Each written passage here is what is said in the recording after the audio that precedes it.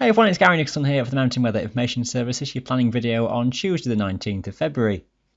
It's a south to southwesterly pattern that prevails for the rest of this week. Some fronts are bothering us from the Atlantic just for the next few days, with some rain and low cloud in western regions particularly.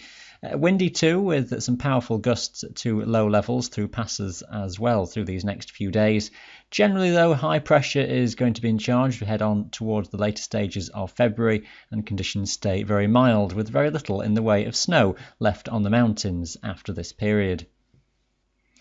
Temperatures rarely below freezing point on even the highest tops over the next few days. Just to quickly run through the 850 temperatures, that's a little bit too high, that level at the moment, but it's still a decent steer for those highest tops.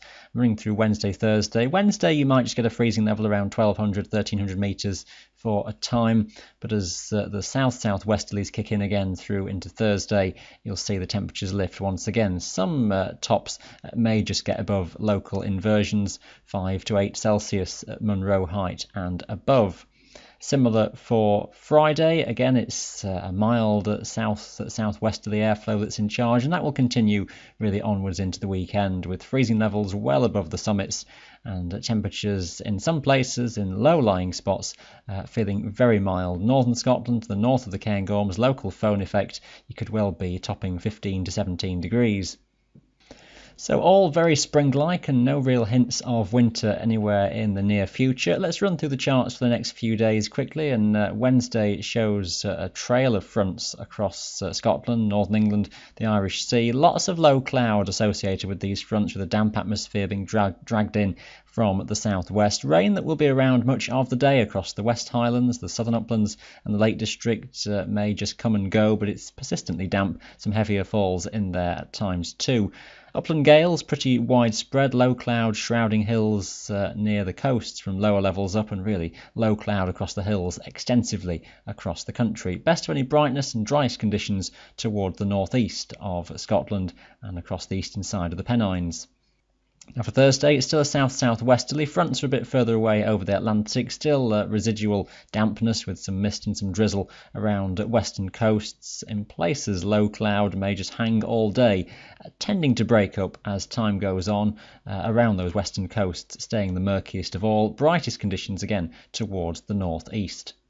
Into Friday, and again we've got some fronts that are draped around the west and north of Britain, with the ever familiar south to southwesterly flow in charge, high pressure toward the east. The odd burst of rain is possible almost anywhere as these fronts just run northeastwards, mainly across Scotland. Isolated chance of a spot of rain across England and Wales. Again, low cloud focused around coastal hills around the Irish Sea and western Scotland. Some breaks toward the north and east.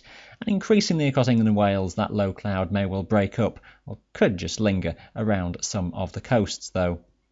That south to southwesterly continues into Saturday. Something of a weak front may just make its way across Ireland to fill the cloud in, and a chance of some drizzly rain getting towards western Scotland before the end of the day. Just watch your timing of that one. Some low cloud could be stubborn around those western coasts again through the day. Inland should break up pretty well. Some of the higher tops may poke out above any low cloud and breaking up as time goes on. Again, a strong wind from the south, gusty through passes and to low levels in places, particularly across Scotland. But again, a very mild feeling day. Temperatures in shelter to the north of any areas of high ground into the mid or even high teens in the valleys. Now into Sunday, subtle changes. It may not look exactly like this, but the idea of high pressure just opening out more broadly across the British Isles, killing off what's left of weak fronts. There may still be some cloud just hanging around in places, but essentially it's a dry day with sunshine coming through, and again very mild with lighter winds than in previous days, most likely by this time. It depends exactly where that centre of high pressure is, but that ongoing trend of lighter winds for next week does look believable, as high pressure more or less parks itself across the British Isles, so we lose the direct southerly flow that we've seen recently. Greater chance then for some mist and fog and slight frosts in some of the valleys and glens in the morning. Some inversion conditions well set up through the week then. Maybe there's lots of sunshine around. Some banks of low cloud could drift around the high, exactly depending on the wind direction. I think the idea is that high pressure wants to move its way northwards as the week goes on, some indications dragging it towards the north, the centre somewhere between Scotland and Iceland according to this chart. Not absolutely set in stone, but either way it looks as though the high is more or less influencing the country for the week as a whole, so essentially dry conditions, should be a good amount of sunshine around, not quite as warm as this week, but temperatures still generally above freezing even on the highest tops. We need to watch what happens over the Atlantic then as we head into the start of March. Some indications start to see weather systems encroaching into our southwestern shores. It could be eventually that lows start to move towards Biscay, and with high pressure towards the north, strengthening east or southeasterly winds may try and set up. But that's a long way off for the moment. For the time being, it's the dry, benign conditions that seem to be the order of things next week.